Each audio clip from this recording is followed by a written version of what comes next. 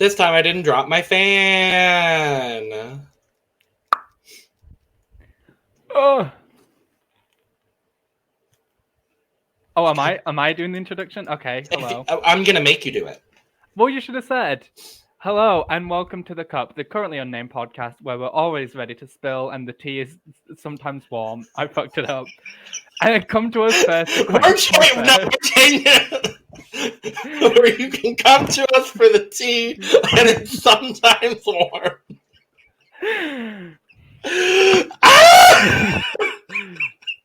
And I'm a contestant on Drag Race Down Under and also a mad scientist, Dr. Spankie Jackzon. Eris Envy, your punk rock Harry Mary, drinking what is left of my Pepsi Max because she's trying to keep the calories down today, and we've got 3 episodes to film. We sure do. And I'm Logan Murphy, a Say Something Gay, here with more coffee because we've got 3 episodes to film. And whose fault is that? Oh, it's Eris's. It's For once, it's not my fault. It's actually Eris's. We are at episode 6 of Drag Race Down Under. 6 episodes. This was an episode of television. Yeah, this was. I have to say, this is probably the weakest episode of the season so far, in my opinion. And you want to know why I think that is? There's no Minnie Cooper. No Minnie Cooper. Or her persona that I gave her last week, Minty Cooter. Minty Cooter. There's also an absence of Yuri Guy. Let's talk about that because we walk into the workroom and Yuri is gone. And I'm sad about it. I know. And I'm sad about it, but you know who was more sad? Spankie. Spankie was hurt and upset. Yeah. I have noticed a trend, and we'll discuss this. We'll discuss this later in the episode. But Spankie seems to befriend people, and we get to see that they're their friend right before they go home. It's the Spankie Jackzon curse. Minnie Cooper, if you fight her, you go home. Spankie Jackzon, you make friends with her, you go home. With the exception it was fighting with Minnie Cooper until Minnie Cooper went home, and now it's befriending Spankie Jackzon. And I know we got to see like a long character arc of Spankie and Yuri being friends. Yeah. But like from the most part, like I felt like we got to see her be friends with Fo right before Fo went, and then she literally sent Fo home. Who went home on the second? You know, I don't have time to analyze the whole season. How could you forget who went home on the second episode, Eris? No, I remember. Oh. It was an excuse for me to say Aubrey. Oh, I don't have much. Oh my god! In 2 weeks, we probably get to talk again about Aubrey.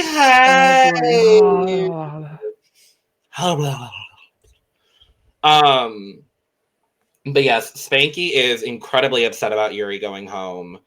She's distraught. She's like, no one really believed in her.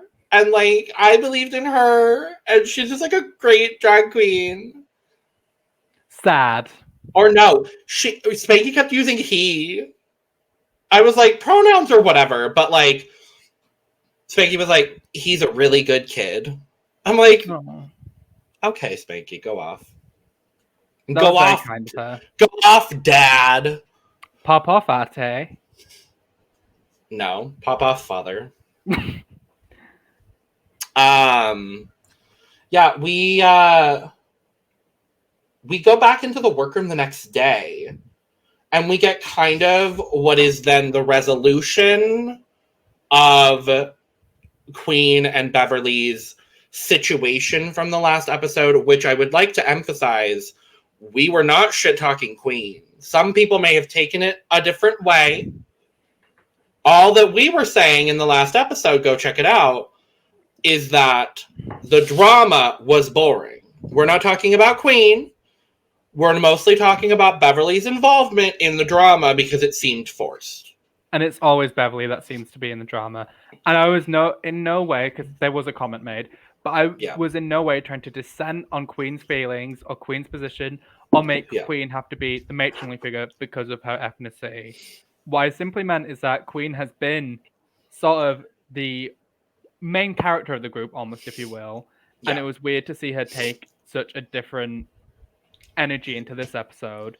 And then we talked about Queen's mental state. But like as I said, nothing was said with the intent of dissenting on Queen's actual personality, just the character that is presented on this semi-fictionalized reality television show about Very people in that. costumes. Very that. But yeah, so Queen comes in and she's apologetic to the group. She makes it very clear in confessionals that she's not apologizing to Beverly. But she's like, I just wasn't in the right headspace last week. It was a very weird sort of situation. I don't know what really happened, but I wanted to apologize to the group. And then in confessional, she's also saying how she is struggling to find space for Beverly, which I thought was a really interesting way of like talking about the situation at hand. And we'll talk more about where Bev was at in relation to the Queens as we move through the episode. But I mean, I don't think Beverly looked very good coming out of that argument last week. And she does directly apologize to Queen for what happened in that episode. So I'm at least happy that we got a little bit of that resolution. But Queen is still kind of struggling because she knows Bev outside of this. And so it's just one of those things. But yeah, that's a thing. Yeah, it was. I mean, there's a lot that happens this episode, especially in talk involving Bev, that needs to kind of be discussed because I feel like Bev is kind of being put in the outsider position here, and that's probably explaining her interactions with the Queens. And honestly, I felt that same way with Minnie. Like Minnie was kind of isolated from the group, and we kind of saw that, and that's kind of how everyone interacts with them. I don't know. I want to like this cast a lot, but I mean, I think it's Bev. Bev said this now, but Bev said everyone is now on really good terms and they're all very close, which is great. But just watching this season, the cast chemistry has just been a little bit awkward, and it's just it's not made for the most excellent TV. But I tell you what, it's got better cast chemistry than season 1. Yes, there was a comment that I meant to pull up that gave a lot of insight because specifically we were talking about Spankie's look last week and how it looked a little it was like a little like droopy and like the fit was weird. I'm gonna find it and we can continue on, but someone made a comment on our video talking about it. But so anyway, we move along from that. We walk into the workroom. We're already in the workroom. RuPaul walks into the workroom in a very nice suit. I thought Ru looked great in this episode. Agreed. I think Ru looked lovely, gal.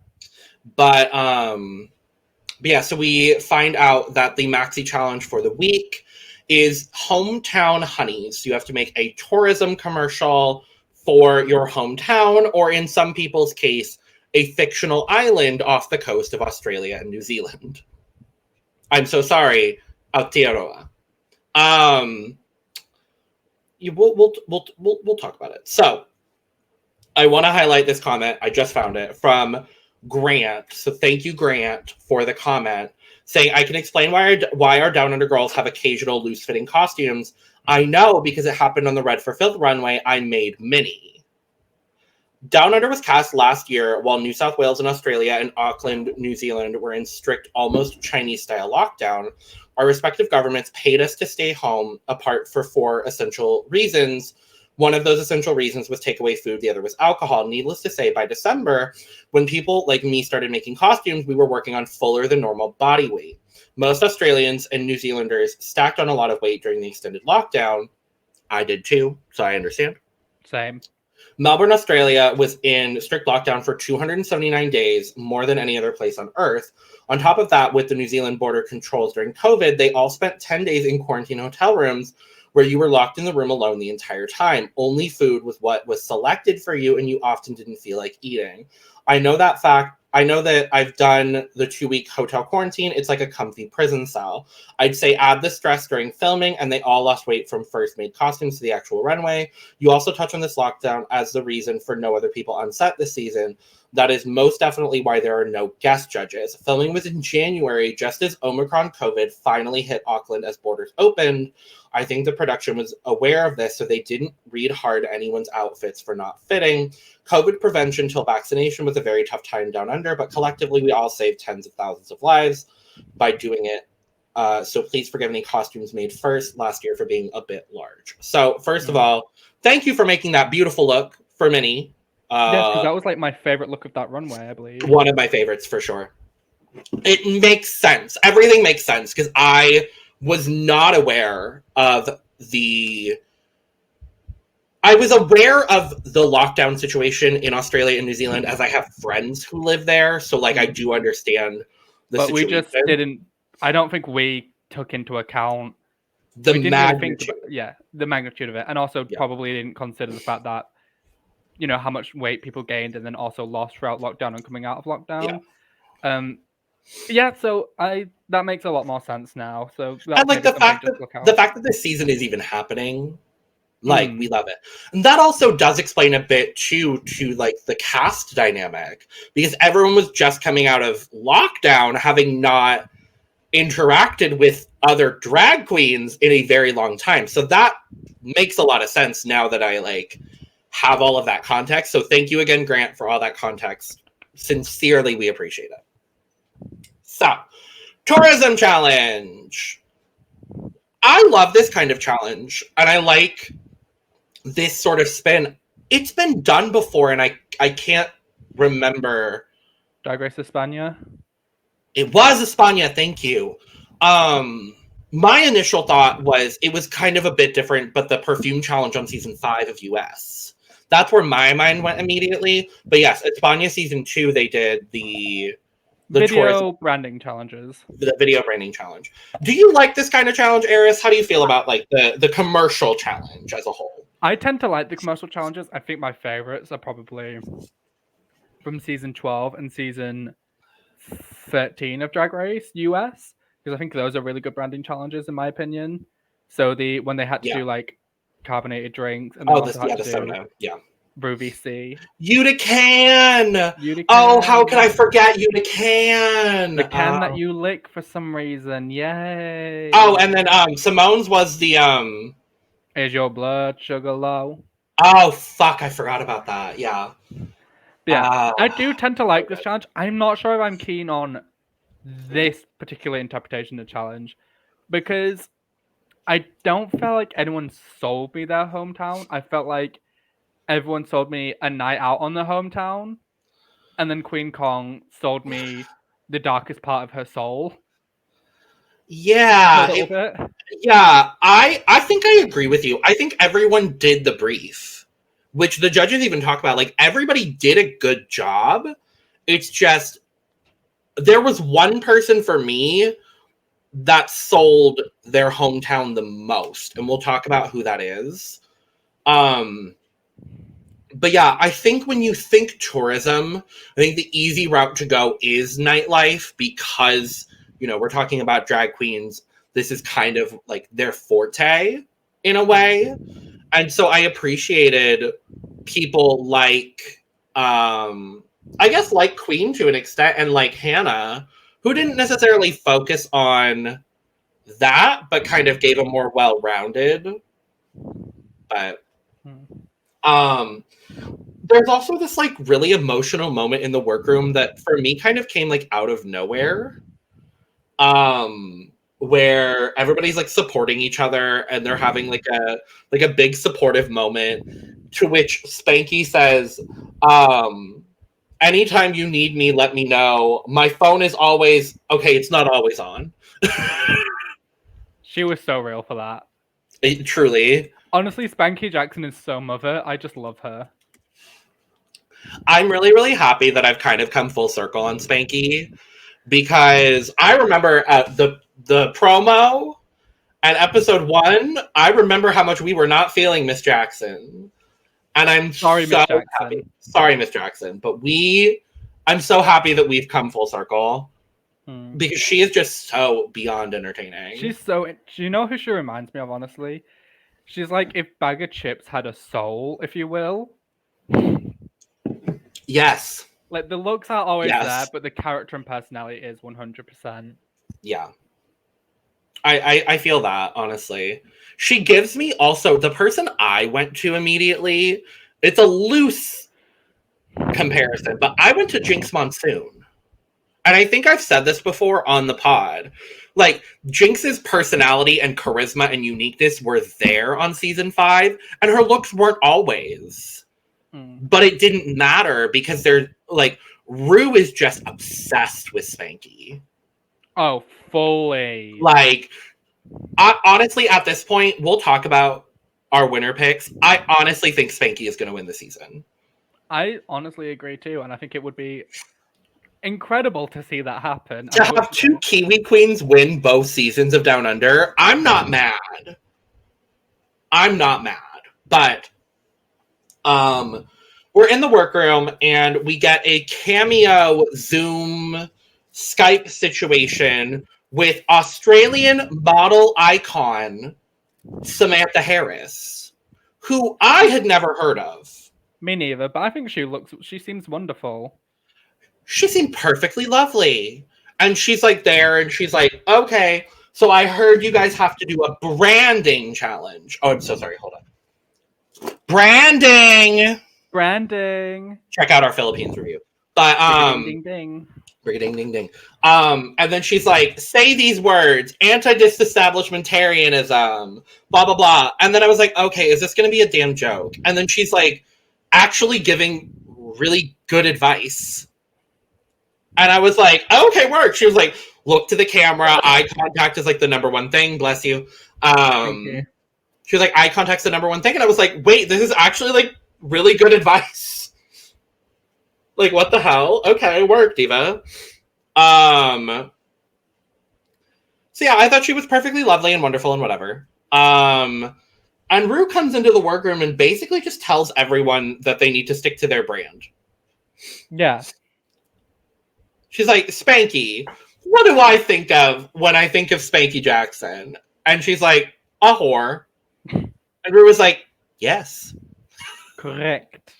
Because Spankie had a whole other concept, apparently, for what she wanted to do, which we were not made aware of, I don't think. No. And then ends up doing a completely different thing. And then we come to find out when we go to filming that Queen also had a different concept and scrapped it. And I guess Bev also had a different concept and kind of scratched it. So whatever they were going for was not what the assignment was. I don't know, because it was so weird, because it was like, brand your hometown, but make it about you. And it's... Yeah, and then some people didn't even do their hometown. Some people just did where they did drag, which, to be fair, I think I would probably go with York. Yeah. If I had to do this, even though I'm originally from Leeds. Sure, yeah. No, that makes so much sense. I mean, I could get so much out of York, because York is like Europe's most haunted city. Oh, yeah, you could, yeah. I feel like this goes back to like the first episode, like double runway challenges we get sometimes, like especially on the UK, where it's like hometown, but like, what do you consider your hometown? Like where you do drag, where you were born, where you currently live. It's an open-ended question because I mean, if I got Kellington, best believe I'm gonna be stuck making a dress out of carrots because that's all there fucking is. That would be fierce, though. I'm just like, yes. I'm serving you carrot couture, honey. Yes, God, mama. But yeah, so then Rue is telling Beverly that she needs to dig deeper, and Bev just kind of has this like full moment where she's like, I just don't know what they want anymore. And I agree. I don't know what they want. And then proceeds to not be herself in her commercial. She decides to be the lesbian sister of the Irwin siblings. We'll talk more about it because I was confused and bewildered. But then like Hannah and Queen are kind of like coming for her a little bit in this moment. Not as much as Hannah does later. But Bev is kind of just like off in a corner, just like being emotional. And I did love that Spankie went over and was like, who fucking cares? Like, you're fierce. Spankie was very real for that, and I enjoyed. I loved that from Spankie, honestly. Yeah, so we go to the... What has made me like Spankie a lot is seeing the way she interacts with other queens. She's honestly, I'm getting a Miss Congeniality figure from her that I was possibly thinking Kween Kong could fit into that role, but honestly, now I'm thinking it's Spankie. I feel like we could potentially get our first winner who's also Miss Congeniality. Honestly. Like, I could see it. But we go to the filming of the commercials with Michelle Visage, of course, and Suzanne Paul, who was on the commercial challenge for season 1 as well. TV commercial royalty. Love in her. Australia. I think great comments. When she looked Didn't know Spankie, she's English. She's English. She is English. I googled it. She's English. Oh. English born. Well, that's good for her. There's not much from the filming of the commercials that I want to talk about other really than Suzanne Paul. When she looked at Spankie Jackzon and was like, your catchphrase should be "it's balmy and palmy," and Spankie was like, well, I had another one in sound in mind. It was like Palmerston North. Fuck yeah. Fuck yeah. And Suzanne looks her dead in the eye and was like, mine's funnier. She was so real for that. I screamed. I was just like, what is happening? I love this woman. Why wasn't she on the judging panel? Make her a judge, honestly. Like, honestly, I would love to see her be a full-time judge and rotate her around with Reese Nicholson. I mean, sure. I would just like I understand the reason why there aren't any guest judges. I hope we can get guest judges for season 3. That's what I'm gonna say. We will see. I hope that we get those. Yeah. So we go back to the workroom. Oh, go ahead. And I would specifically like to see D Flowers casted on season 3. Sure. Sure, Jan. Sure, Jan. I would also like to see Lazy Susan. That is the best drag name I've ever heard. She's the producer of Art Simone's Kick-Ons. Love. Yeah, she did the most recent episode with Art. I watched like half of it. I have said this on the pod before, but my original drag name was Susan for a Bruisin'. And to this day, I wish I just stuck with it. Susan! Oh, are you practicing scolding me? Yes, because imagine if I was just like, oh, Susan. Because, oh, Eris. It doesn't sound the same. But, we go. Imagine, in your accent, Susan for a Bruisin'. What do you mean? Susan for a Bruisin'. Susan! I just lean into my southern accent. Suzanne! Where it just sounds like Suzanne. Is that really what I sound like? No. Okay, good. I mean, I hate my voice as it is, but... Oh, at least you don't sound like someone punched Melby in the throat. I sound like some amalgamation between a southern person and, like, a Californian. Like, and then also just gay. Everything is just cut with a big portion of gay. So we go back. It's elimination day in the workroom. Beverly is once again talking about how she doesn't know who she is yet. And she's struggling. She's struggling real hard. And then... She's 21. No, she's younger than me. She's got her whole life to figure herself out. And I know, for me personally, I go through an identity crisis every 6 months. Yeah. I mean, if you go through, like, well, I've archived most of my Instagram posts, but if you go through my archive posts, there's definitely, like, a waveform line of when I go between being super emo and preppy twink, and it's just super emo, preppy twink, super emo, preppy twink, da-da-da-da-da-da-da, or the phase where I wore nothing but fucking overalls for ages. It's just... people change and evolve. I don't feel like people, and we'll get into this on Untucked, I don't get why people need to put pressure on Beverly to figure out who she is. Mm-hmm. Like, the journey to becoming a complete human being takes a lifetime. And I don't know why we need to put that on someone who is that young and expect them to know every facet of themselves for a reality TV show where every facet of yourself will never be shown, not even on the Big Brother live feeds. Yeah. Yeah, I can only imagine what it's like being 21 on Drag Race. Like, I feel like that would just, like, I would never. I don't even think I would go. I honestly, like, as much as I would love to be on reality TV, I don't think I'm in any mental state even now at 25 to do that. Like, I really don't And think you're it at would. the age where Leonardo DiCaprio dumps his girlfriends. I know. I would get dumped. Ugh, tragic.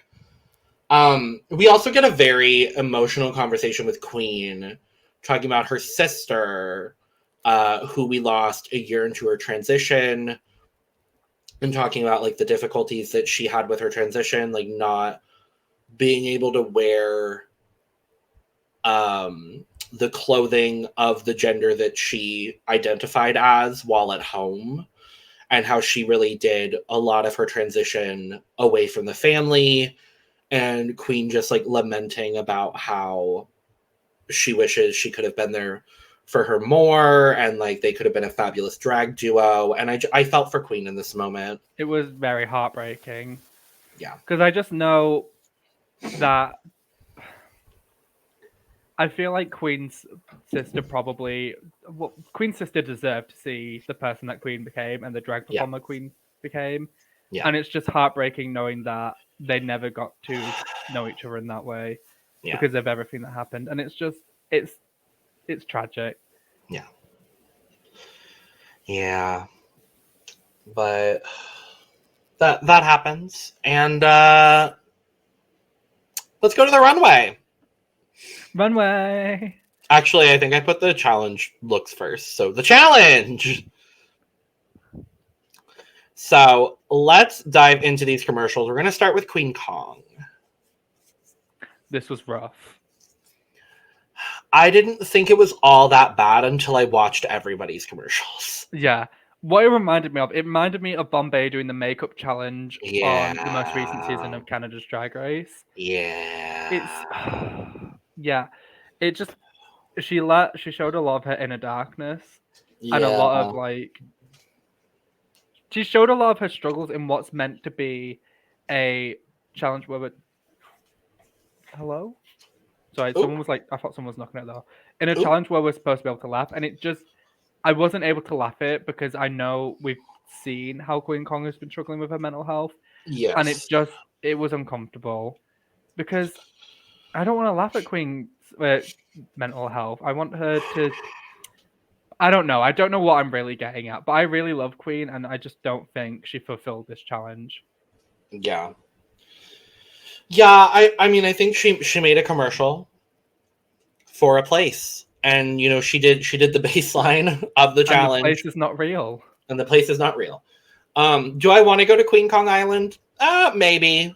If it's like a layover before I go to like somewhere else, maybe. Yeah, I don't know. It was difficult. I thought there were some jokes in there. I did laugh a little bit, but it was an interesting angle for her to take, and I understand it given, you know, the internal dialogue that she's had throughout this season.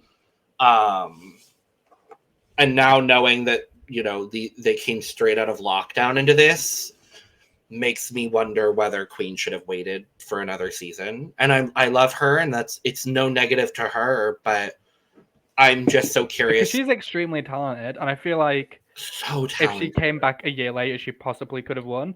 I mean, she could still win this season. I still think she could win, but I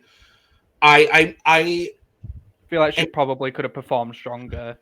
Yeah, given another year. I would be interested to see what she would have been like in a clearer mental space. Let's say that. But yeah, I thought overall this was fine until I saw the other commercials. Yeah. So Spankie Mother Tucker in the house. In the house tonight. This was really good. No, I'm obsessed. I really liked it. It gave... So it's Palmy and Palmy. Fuck yeah! Fuck yeah! She got the fuck yeah in there, and I am glad, because then the judges were just like, Michelle kept just being like, fuck yeah! Fuck yeah! And we saw in the preview for next week, they continue it, so... She's so... For lack of a better word, she's bonga. Like, I'm obsessed. I love her. The charisma is just... flowing. Oozing out of her body. Like, it was so good. The riding the sheep just really sold it for me. Like, it just, No, oh, wait, actually, I think this might have been Hannah. No, I was going to say, because someone gets on a sheep and it flies off, but that was Hannah. That was Hannah. Yeah. Yeah, she was so good, and she really sold me on Palmerston North as, like, a shitty place to go on a night out, but to have a good time. I want to go to Palmerston North. I said it. I want to go to a Spankie Jackzon show in a little gay bar in Palmerston North, if they have any. I would I think there's one. I remember from her promo, she said there's one. But, yeah, I remember that promo look? Oh, I don't want to. I can forgive it, considering some of Spankie's runway looks now. Oh, boy.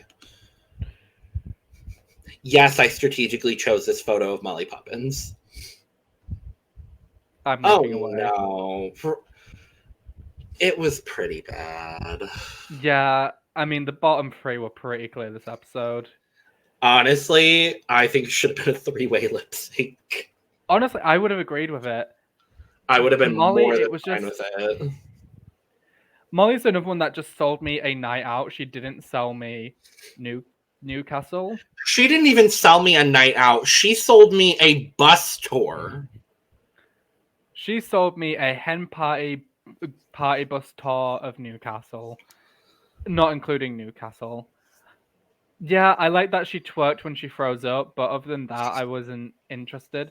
And also, like, she seemed very chaotic and panicked in the actual challenge. Well, she had 16 scenes to film. Yes. So... And, choices. Yeah. Yeah. Yeah.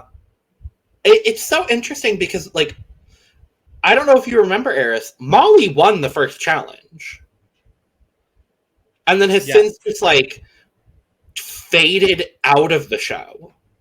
Yeah, it wouldn't surprise me if we lose Molly between now and the finale. Yeah. And it's unfortunate because I think Molly's talented and has done well. Yeah. I'm just wondering if... No, I'm not wondering. Anyway, Conda! This was so smart. This was so ridiculous and funny. Like, when the sheep flew off and then she started fighting the black swan, I was screaming. So, Hannah, despite being... I believe... How old is Hannah Conda? I'm going to have to Google in her 30s. Yeah. So despite being a millennial, Hannah has, like, a very Gen Z sense of humor, which is going to do her well with the fans, I will say. Like, it was so ridiculous and stupid, and she looks wonderful. I also love that she referred to it as Middle Perth, and she called back to being called a hobbit. So smart. Yes. Hannah had, like, a really intelligent take on this challenge, and it really paid off. She honestly smashed this challenge, and it does not surprise me the outcome of this episode. No, I agree with you. The interesting thing is, like, I found out from listening actually to Art's recap show. Go check out Art Simone's recap show. But Kick-Ons. But she was talking about the commercial challenges specifically and how, like, everything is kind of really open-ended, and that they actually, I don't know if this is the case with all of the franchises, but with Down Under specifically, they actually got time to talk to the editor of the commercials. Oh. And so they got to be like, this is exactly how I want things to go. And even Hannah in the filming of the commercial with Michelle and Suzanne was like, now I'm going to be fighting a giant black swan. I want it here. Yeah. And so... I believe it was... Yeah, I think it was Michelle. Michelle mentioned you were very smart because you got production to do everything you needed them to do exactly as you wanted it. Yes. And we found out as well from art that most of the props were just like prop rentals that they brought in, but like in reference to season 1 specifically, they brought in like I think it was like a tiger or some sort of cat plush for Maxie for this challenge. Oh. So it was like one of those things. Yeah, I thought Hannah was just so incredibly smart with this. Hannah's 31, I think, at this point now. Yeah, so a millennial. She was 30 at the time of filming. So a millennial. Yeah, I thought Hannah did a very really pumped millennial. Yes. Let's talk about Beverly Killz, aka Cindy Irwin. I think my favorite part of this was the bald pit crew member just holding his leg for half the commercial. And the other pit crew member just looking incredibly confused the whole time. And sexy. Oh, I want both of them right now. But that's beside the point. Yeah, this was on the level of like Dress Code by Ivy Winters. For the glamorous girl on the go. I'm gonna be honest with you, I got like maybe 10 seconds in and I muted this because it was that cringe I didn't want to watch it. Yeah, you were smart to do so. I'm sorry, but I just immediately knew I was not going to enjoy this, and I didn't. Yeah. And I can't speak that much about it if I didn't watch it, but yeah, I just felt like this was a very weird way to do things, and I don't think it was the best way to handle this challenge. Yeah. In a challenge... Beverly's from Brisbane, right? She was, I believe so, but she was doing the Gold Coast. But you would never be able to tell because she literally says GC one time. And I was like, I didn't know Gemma Collins went to Australia. Bitch. I don't get why she wouldn't do Brisbane because, like, there's that joke that you always get laid in Vegas. Vegas, and you always get laid in Brizzy. Yeah, that I don't. There's so much potential, and okay. Here's what I will say.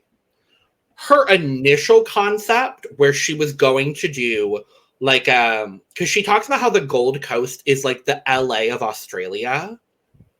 I would have loved had she played Beverly Killz, the delusional like Gold Coast socialite, and been like, our parties are like that SNL skit where it's like eloquence, glamour. Like, I would have loved if she had done something like that. Agreed. Because that's still her playing Beverly Killz, but like this like 21-year-old delusional socialite. I think that would have been so smart for her to do. And instead she plays a lesbian. Which, like, a lesbian looking for a sugar daddy and doesn't even actually play Beverly Killz in a challenge where you're supposed to show off your hometown and show off who you are. Now, here's what I will say. If this was an improv sketch, this was great. If you look at it purely as like improv, at like one of those like comedy improv challenges where you have to like do whatever, comedy I think she would have won. But in a tourism branding challenge, mama, what the fuck was this? And then at the end card doesn't even say Gold Coast. Her final line is go back to Party City where you belong. I'm like, I didn't know she was from Party City. It was bad. I don't want to talk about it anymore because it was just no. It was a rough week for Bev Regino. Yeah. Let's talk about the Runway. Category is Swimsuit Edition. How boring. Yeah, this was. I'm sorry. Like, this was not a good runway overall. I'm gonna be honest. But let's start with Kween Kong. Yes, she's Kween Kong. Body. It took me a really long time to realize that this is supposed to be a nude illusion. It is.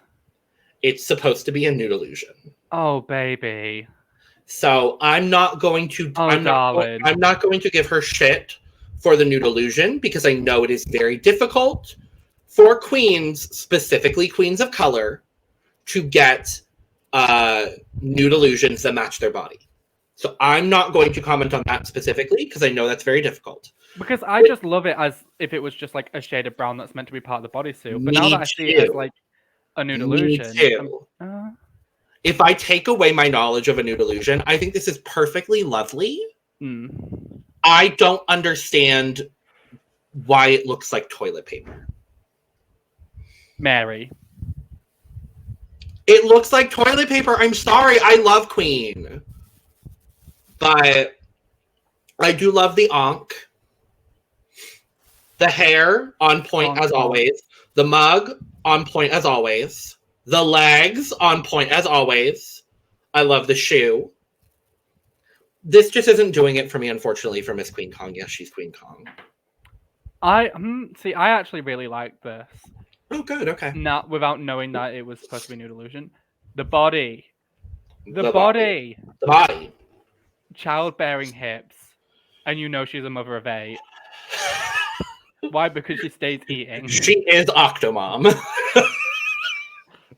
You see that hoop on her head? That's actually her cervix. That's how many children she gets. Stop it! You fucking bitch. No, but overall, I think she looks really good, and I love the shoes. I do agree with the texture of the dress being a little bit iffy. The texture of the white part, but I still think she looks really good, and I love the bracelets. Like, imagine this instead of like the cream and the what's supposed to be, I think, a nude illusion. Imagine if it was in like blue and gold. Like, imagine how like stunning that would look. Yes. Like gold in the middle and then blue as like the train. Ooh. Looking like she just came out of the water. Like oh, that would have been so good. With that being said, I think Queen looks good. I'm gonna give her a 75.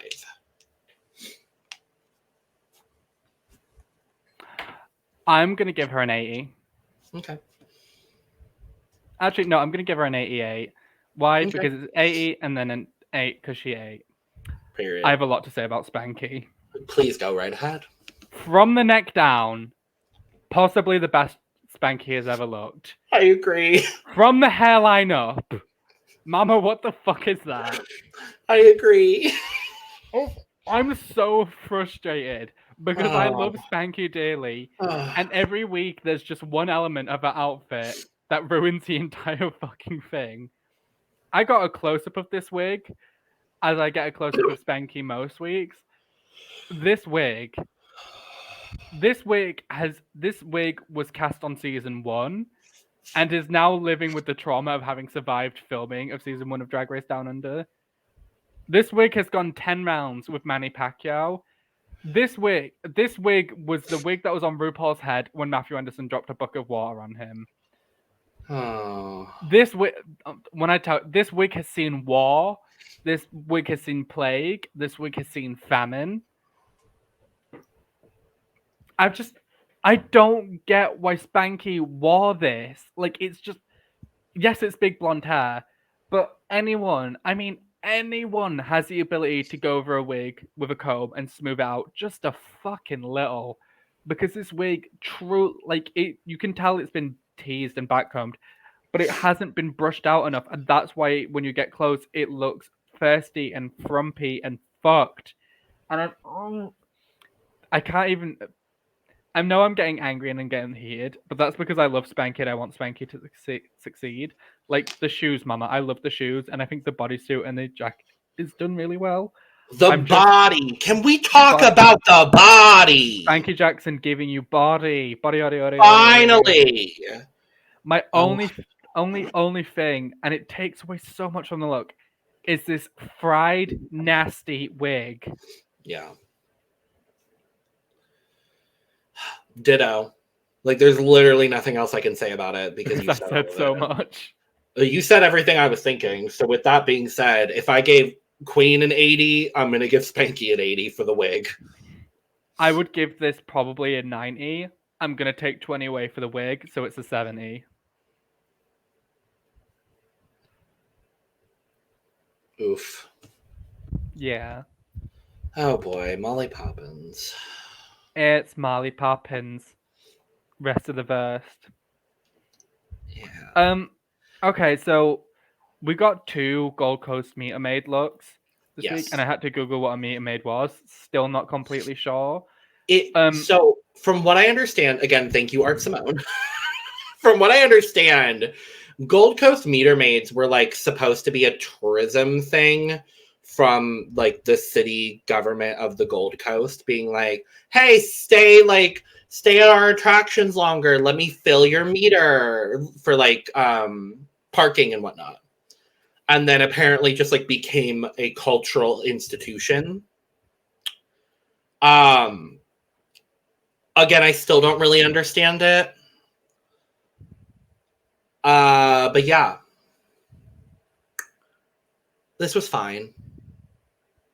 Yeah, so the wig is lovely. Like, if Spankie had came out in this wig, I would have God. given Spankie a lot more credit. Yeah. My only thing, I think I would have liked this a lot more if we didn't see Beverly's afterwards. Yes. Because I think Beverly did a really good job and had a really interesting interpretation. I absolutely agree with you. I think wig, period. Legs, period. Shoes, period. Mug, as always, fabulous. The middle portion of this, basic as fuck. It is a gold lame bodysuit with a sash. That's all it is. Yeah. See, everything is done flawlessly. But I'm just still bored. A little bit basic. But also, like, the theme was swimsuits. So, I mean... Yeah. It's like, how much can you... Like, I wish someone had just come out, swimsuit, giant cape. Like, that's all I wanted from this category. Like, I wanted some sort of, like, bigger reveals, and we'll talk about Beverly. I wanted, like... I just wanted more. Yeah. I'm gonna give Molly a 70 because she looks good. I'm just bored. I agree. I'm gonna give this because I gave Spankie a 70. I'm gonna give Molly a 75. Conda. Okay, so I have a lot to say about this as well, because this is probably the most inventive version of the swimsuit that we got to see on this runway. Yes. However, I hate the colors. I don't think this fits the category. You don't? No, it's it's like boob situations and a panty over a turquoise bodysuit. That does not swimsuit make. I think this look is fucking amazing. I love this look. I think it's so inventive that she made the coat and like the skirt situation out of a pool floaty. I think that's so smart. This does not fit the category for me. I also kind of wish it was in different colors. I do agree because the color code, like, I like that shade of pink, but it doesn't go with that shade of green. I just don't think pink and green as a color scheme go well together. Is that green? I don't know what it's meant to be, but I think it's supposed to be like a teal or turquoise. Whatever it is, it's not giving. No, I wish. I kind of wish the pink situation had been like yellow. Like, I mean, back to what I was saying about Kween Kong. Imagine this like blue, but then with this like gold. Like if everything had been like gold or like a neon yellow, and then the glasses had been neon yellow. Like I think all of that would have tied in really nicely. But it's difficult for me. I think Hannah looks really good, and I really like this look. It just doesn't fit the category. So I'm also gonna give her a 70. I'm gonna give her. I'm gonna have to give her an 80 because I gave Mollifer Poppington a 75. Valid. Beverly Killz. This is the best version of the meter maid we got to see. And I think Beverly This is did the- everything she could to do to make this more interesting than just above a bra and a panty. This is the best look of the night. Unfortunately. Yeah, I mean, I think I kind of feel very similarly about this that I do about Molly, and it's not just because they're the same concept. I don't know what the fuck is happening with the back of her wig. That was questionable. But I think the hair is cute, the hat is cute, the body situation is at least something a little bit more interesting. I liked the coin detailing. I thought that was really smart and kind of elevated it a little bit. I would just a second, but I hope that in the finale we get to do what we're going to do for Canada's Drag Race, where we go back and look in some of the unseen looks of the season. I plan on it, yeah. Because this is kind of unrelated. Because I was trying to see if Minnie had posted what she had worn for this, what she would have worn for this challenge, and I've not found it. If I do find it, I'll say something. Yeah. But I remember what Minnie was going to wear for chains, belts, and buckles because it was so fucking cool, and we need time to talk about that. I agree. But going back to Beveragino, yeah, I think this is possibly the best look of the runway. I think so. It's okay. I don't know if I see Bev in blonde hair, but I'm guessing that's just a meter maid thing.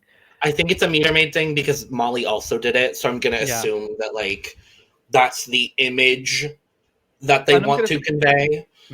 And this is a nice wig. I don't think this wig necessarily suits Bev. I don't think I see Bev as a blonde because to me, Bev is dark, mysterious. For me, Bev is the hair that she wore for her entrance, the black ponytail. That's what I think of when I think black or unnatural colors. I do appreciate that she did blonde. She did something different. I don't think we've seen her in blonde hair this season, so I do appreciate that. But yeah, I'm gonna give Bev an 81 because I gave Spankie and Queen an 80. I'm gonna give her an 85. That's fair. And we agreed Bev had the best runway. Yeah. I guess, yeah. She had the most acceptable runway. She had the most put together runway, let's say that. No, I'll say this. This is not anything to do with the contestants. No. It's also the category itself. It's just the category. It's a way too simple category.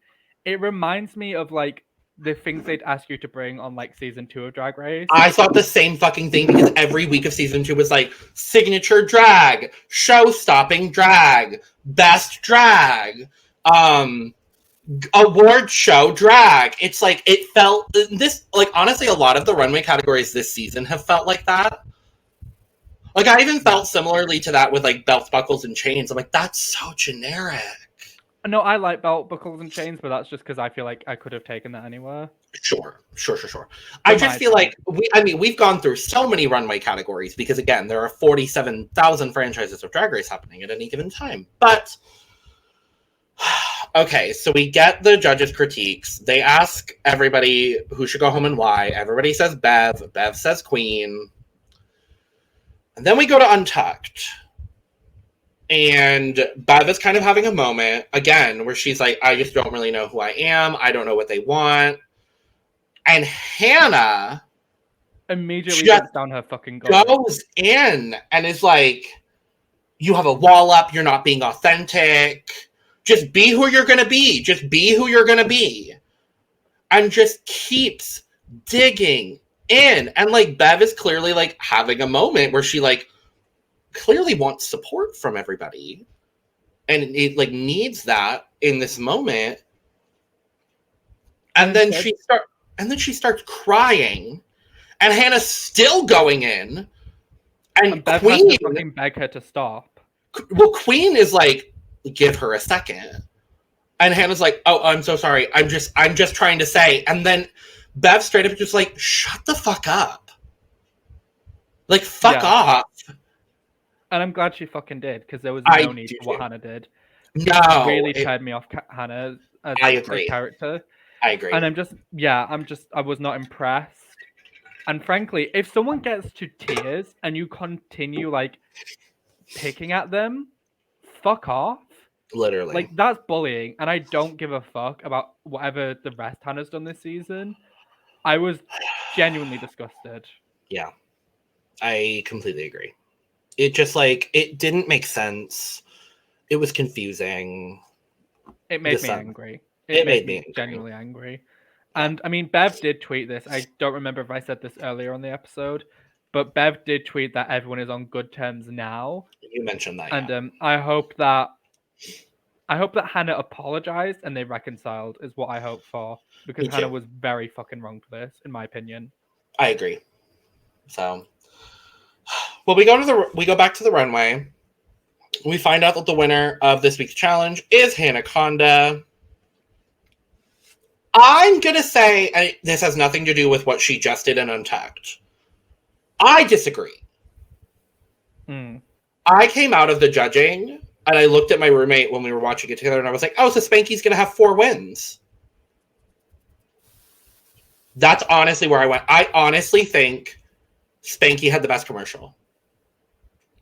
I honestly side with Hannah just because Hannah's humor appealed to me. And also I feel like because of the quality of Spankie's wig, they were going to have to give this to Hannah. I mean, Michelle even said it in the episode, like, Spankie gets away with wearing some really hideous stuff, but she just sells it really well. Yeah. Yeah. So Hannah wins. Hannah has 3 wins now. Hannah technically has the best track record. So I'm going to be honest. Following this episode, I don't want Hannah to win. I don't either. And I think she's the most likely to, but I would honestly prefer it if Spankie won. Yeah. Or Queen. Yeah. But speaking of Queen, we do get a bottom 2 of Kween Kong and Beverly Killz. I don't think I agree. I think I would have put Molly in the bottom over Queen. I don't know if I can agree. I either would have put Molly in the bottom over Queen, or, like I said earlier, I would have done a bottom 3 lip sync. Yeah, I maybe would have done a bottom 3.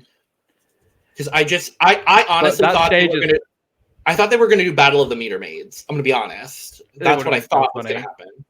But instead, we're doing Battle of the drama that's been happening the last couple of episodes. And this lip sync, we get a lip sync to The Beginning by RuPaul. One of my favorite RuPaul songs.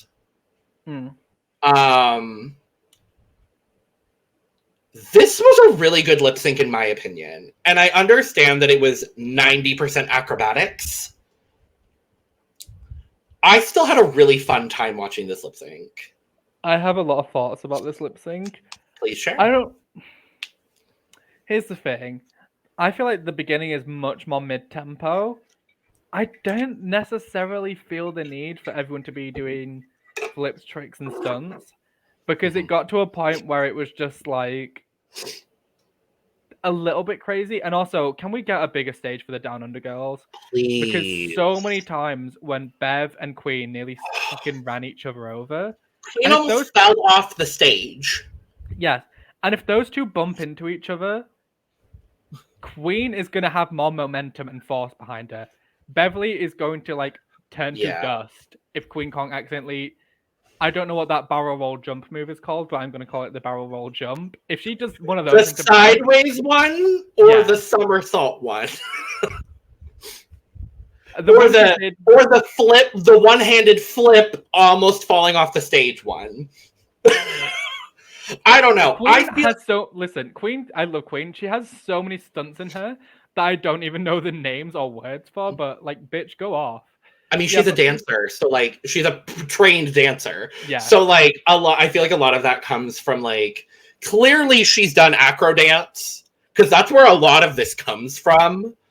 I don't know. I still really appreciated that, like, I feel very similarly to this lip sync, how I feel about, go back to season 2, Morgan McMichaels versus Kylie Sonique.